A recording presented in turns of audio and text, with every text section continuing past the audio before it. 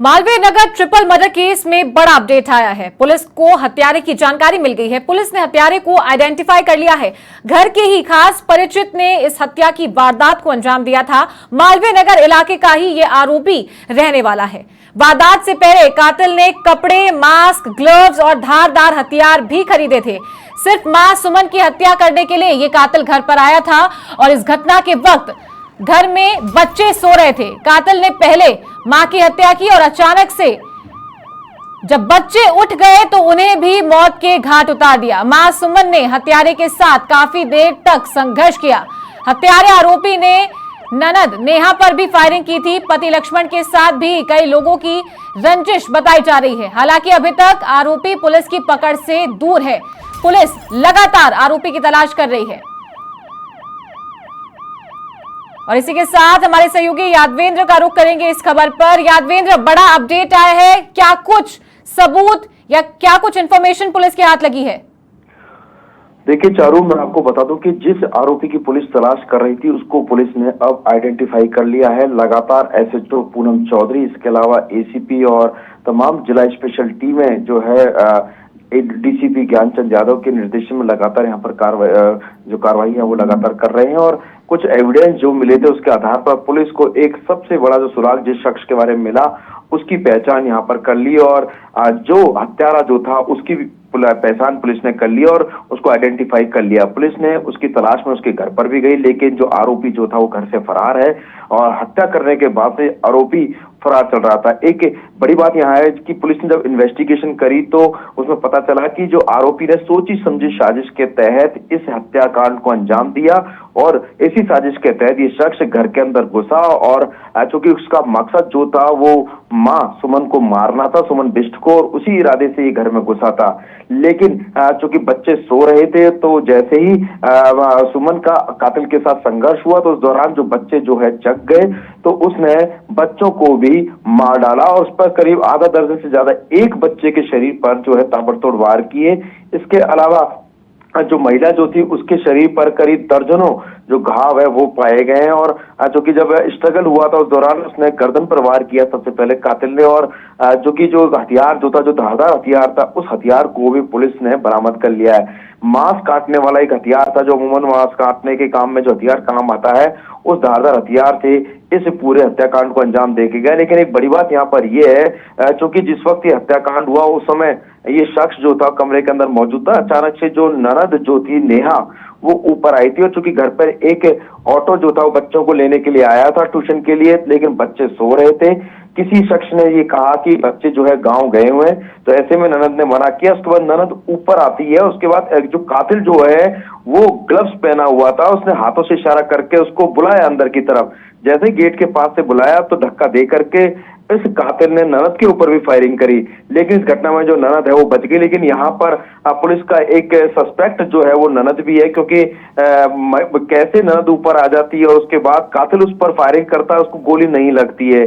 क्या डराने के मकसद से या सिर्फ गुमराह करने के मकसद से यहाँ पर इस तरह के कृत्य को अंजाम दिया कातिल ने, उसको धक्का देके यहाँ से फरार हो गया। ये कुछ पॉइंट्स जो है फिलहाल पुलिस इसकी भी जांच पड़ताल कर रही है। लेकिन कातिल जो है उसके बारे में सबसे बड़ी जो अपडेट वो है समाचार प्लस पर अभी हम सबसे पहले मिली है कि कातिल की यहाँ पर पुलिस ने, मालवीय नगर थाना पुलिस ने पहचान कर ली है। अब उसकी तलाश में करीब 4 से 5 टीमों को लगाया गया है। उन टीमों की जो टीम है लगातार उसका पीछा कर रही है।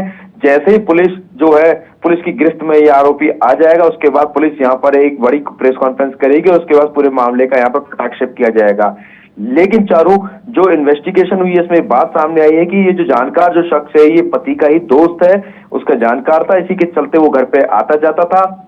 24 वर्षीय ये शख्स है जो कि मालवीय नगर में पास में ही जो मृतका है उसके घर के पास में ही उसका मकान था और पति की वजह से उसका आना जाना घर में लगातार लगा रहता था। और जब रंजिश भी जो थी वो यहाँ पर उस पति से भी उसकी हो गई थी, तो जिसके चलते उसने इस पूरे हत्याकांड को अंजाम दिया। लेकिन यहाँ पर सबसे बड़ा सवाल यह है कि पत्नी जो है वो कुछ राज जो थी वो आरोपी के कातिल के जानती थी, जिसकी वजह से उसको हत्या करना यहाँ पर पड़ा। यादवेंद्र, जैसा कि आपने बताया और खबर में भी सामने आया है कि जो पति है उसकी पुरानी रंजिश के चलते ये जो पूरी वारदात है इसको अंजाम दिया गया, और साथ ही पति का दोस्त ही ये हत्यारा बताया जा रहा है इस पूरे मामले का। तो किस तरह की रंजिश की बात यहाँ पर सामने आई थी, क्योंकि सुबह ये खबर हमने देखी थी कि पुलिस अब जो मृतका है उसके पति और देवर से भी पूछताछ कर रही है। देखिए, निश्चित तौर पे सभी लोगों से यहाँ पर पूछताछ हुई है, किराएदारों से भी यहाँ पर पूछताछ हुई है, देवर से भी पूछताछ हुई है, पति से भी यहाँ पर पूछताछ हुई है। पति अमूमन शराब का आदतन शराबी था और वो लगातार उसके झगड़े जो थे सबसे ज्यादा वो यहाँ पर इलाके में होते रहते थे। तो ये जो शख्स जो था इससे भी उसका झगड़ा हुआ था, लेकिन झगड़ा किस वजह से हुआ ये फिलहाल जब तक आरोपी पकड़ा नहीं जाता तब तक ये कहना मुश्किल होगा। लेकिन इतना जरूर है कि पुलिस की जो हमको जो सूत्रों से जानकारी मिली है उसमें बात सामने आई कि महिला जो है उस शख्स के बारे में कुछ एक ऐसा राज जानती थी जिसके चलते उसने इस हत्या की वारदात को अंजाम देने की जो है साजिश रची, और साजिश के तहत उसने इस घटनाक्रम को अंजाम दिया। मौके पर ही कल ही जब इस हत्याकांड को अंजाम देने वाला था, इस शख्स सुबह से ही ये कपड़े उसने खरीदे थे। हत्या की वारदात को अंजाम देने के लिए उसने नए कपड़े खरीदे, इसके अलावा ग्लव्स खरीदा और ग्लव्स के अलावा मास्क और टोपा भी खरीदा ताकि उसकी पहचान ना हो सके। इसलिए बेखौफ होकर ये जो बदमाश होता है। यादवेंद्र, बात ये सामने आई थी कि जो नारियल छीलने वाला जो धारदार हथियार होता है उससे इस पूरी वारदात को अंजाम दिया गया था। शरीर पर कई निशान भी पाए गए हैं, बुरी तरीके से जख्मी किया गया था जो दो मासूम बच्चे हैं उनके शरीर को भी और मृतका के शरीर को भी। देखिए, पुलिस ने इस मामले की भी जांच पड़ताल करी, लेकिन चूंकि नारियल छीलने जो चाकू जो होता है उस चाकू तक के बारे में जब पूछताछ करी तो जो पुलिस को एज इट इज जगह पर वो चाकू जो है मिले थे, क्योंकि नारियल पानी का जो ठेला है जो वो इसका भाई भी लगाता था और ये भी लगाता था, वहां पर वो जो चाकू थे वो मिले। लेकिन चारू, मैं आपको बता दूं कि जो जिस हथियार का प्रयोग किया वो नारियल छीलने वाला चाकू नहीं था। ये पुलिस की जो आज हमें जो जानकारी मिली है, पुख्ता जानकारी मिली है, उसमें ये बात सामने आई है मांस काटने वाला जो हथियार होता है, जो धारदार हथियार होता है, एक गड़ासा टाइप का जो एक हथियार होता है, उस हथियार से यहाँ पर ये हत्या जो है वो की गई है। उस हथियार को भी पुलिस ने बरामद कर लिया। वो हथियार जो था वो कमरे से बरामद हुआ। इसके अलावा जो शख्स यहाँ से भागता हुआ गया था, जो नकाब पहना हुआ था, वो रास्ते में कुछ ऐसी चीजों को छोड़ करके गया, उन चीजों को भी पुलिस ने बरामद कर लिया है। एक सबसे बड़ी बात यह है कि जहां से उसने कपड़े खरीदे, ग्लव्स खरीदा, मास्क और टोपा खरीदा, उन दुकानों तक भी पुलिस की जो टीम है पहुंची और उनसे भी जो सबूत जो है जुटा है पुलिस ने। ये तमाम साक्ष्य पुलिस के पास हासिल आए। उसके बाद ये पुख्ता तय हो गया कि ये शख्स कौन है, और उसके बाद पुलिस की टीम इन्वेस्टिगेशन करते हुए इसके घर तक पहुंची, लेकिन शख्स जो है हत्या कर वो यहाँ से फरार हो चुका था। हालांकि पुलिस ने अब सब चीजों को यहाँ पर सारे तारों को जोड़ लिया, लेकिन अब जो मेन कड़ी जो जुड़ती है वो कातिल से जुड़ती है कि आखिरकार वजह क्या थी जो उसके अंदर इतना गुस्सा भरा पड़ा था। मृतका के पति और देवर से भी पुलिस लगातार पूछताछ कर रही है, तो उनकी इन्वेस्टिगेशन में अभी तक कुछ सामने आया है? शायद सुबह से ही पूछताछ का दौर उनका स्टार्ट हुआ है। देखिए, कल रात से सुबह 4 बजे तक ये पूछताछ चली है। मैं आपको बता दूं कि 4 बजे तक थाने में पुलिस की जो टीम थी वो लगातार पूछताछ कर रही थी, और चूंकि तमाम इन परिवार के सदस्यों की कॉल भी ली गई, और इसके अलावा सुबह से लेकर के और शाम तक के इनके आने जाने का जो घटनाक्रम था उसका भी ब्यौरा पुलिस ने जुटाया। इसके अलावा एक दिन पहले जो शख्स यहाँ पर आए थे उनके बारे में भी जानकारी जुटाई, की कॉल ट्रेसिंग भी की और कॉलों को कॉल रिकॉर्ड्स को भी, सीडीआर को भी खंगाला गया कि इनकी लोकेशन कहाँ आई।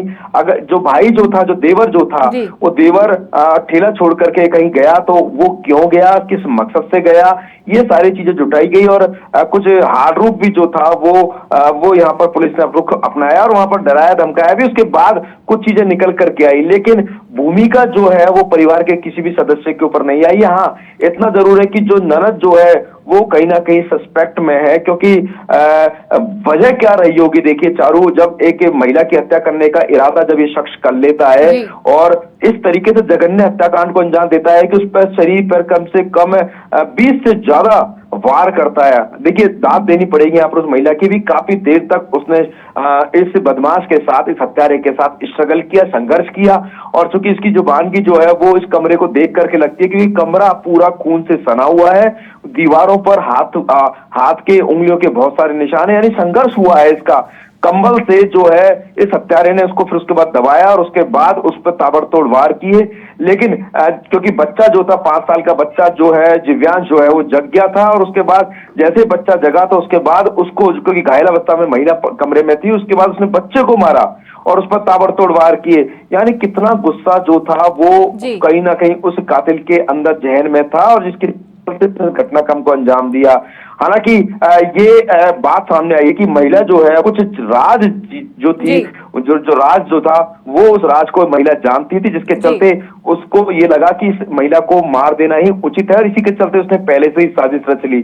लेकिन इस साजिश के अंदर कौन कौन शामिल रहा है ये चीजें फिलहाल पुलिस जो है पटाक्षेप करेगी। जब मीडिया के जब सारी चीजें सामने आ जाएगी और कातिल जो है पकड़ा जाएगा, उसके बाद सारी चीजें को मीडिया के समक्ष रखा जाएगा, उसके बाद इस पूरे मामले का यहाँ पर पर्दाफाश किया जाएगा। चलिए, तमाम जानकारी के लिए आपका बहुत शुक्रिया यादवेंद्र। तो देखिए, मालवीय नगर इलाके में ये शर्मसार कर देने वाली घटना हुई है।